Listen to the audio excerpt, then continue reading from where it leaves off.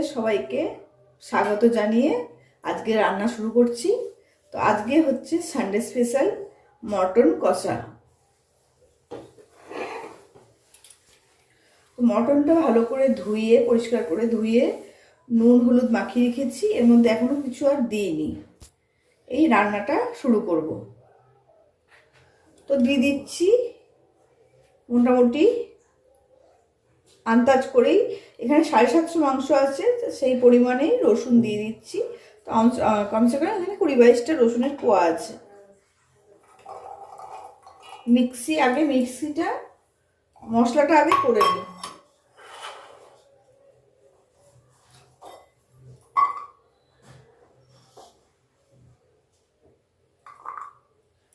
আদাও তাই 10-15টার পিসে বেশি আদা আছে, আদার টুকরো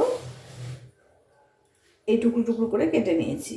এটাও মাংসের পরিমাণ মতনই আদা দিতে হবে।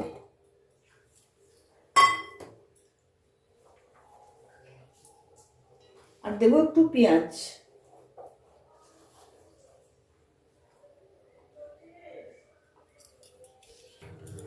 এবার দিয়ে দিচ্ছি প্রতিদিনের মশলা, জিরে গুঁড়ো,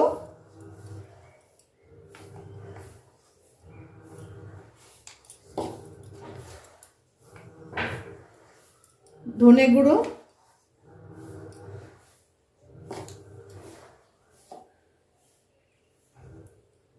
রেড চিলি পাউডার,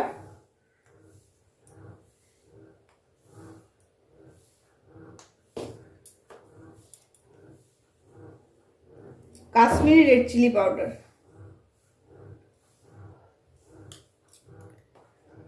এই সব শুকনো মশলাগুলো, প্রতিদিনের শুকনো মশলাগুলো এটা মাংসের আন্দাজ অনুযায়ী দিতে হবে।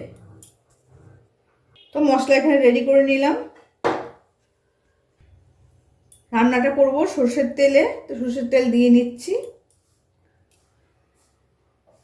তেল গরম হয়ে গেছে, আমি প্রথমে আলুগুলো ভেজে নেব।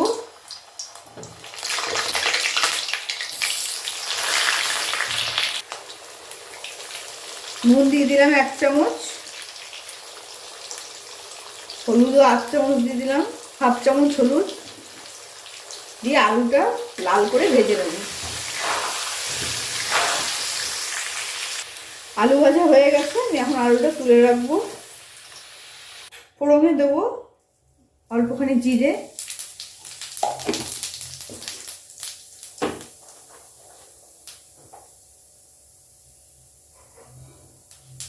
ফোড়নটা হয়ে গেছে। এবার আমি পেঁয়াজ দিয়ে দিচ্ছি।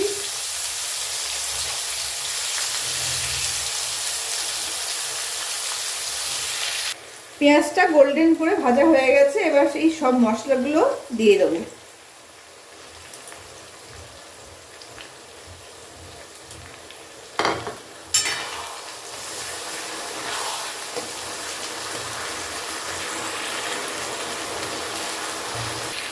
কষার মধ্যে আলুগুলো দিয়ে দিলাম, তাহলে একসাথে আলুটা সেদ্ধ হয়ে যাবে।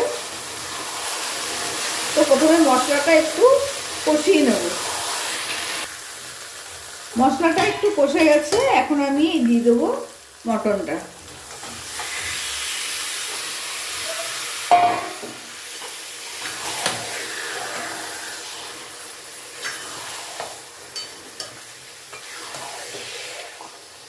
সব কিছু দিয়ে এবার ভালো করে কষিয়ে নেব।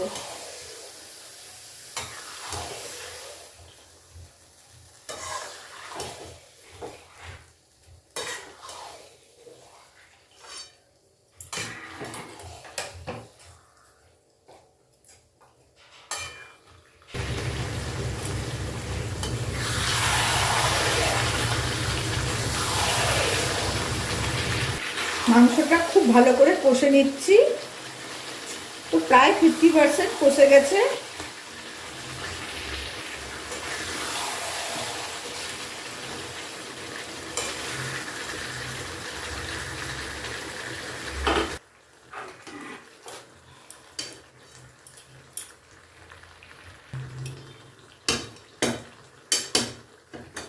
তো এখানে তেল ছেড়ে দিয়েছে, এর কষাটা কমপ্লিট একদম হয়েই গেছে। আমি এখন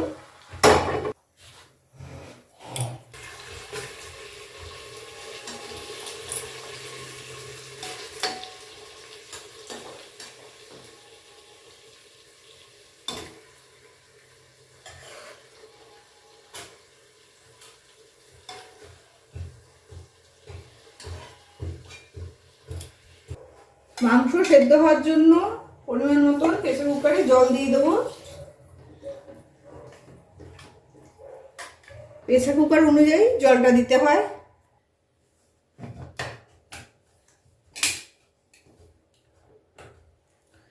প্রেসার কুকারে সিটি মারতে দিয়ে দিলাম।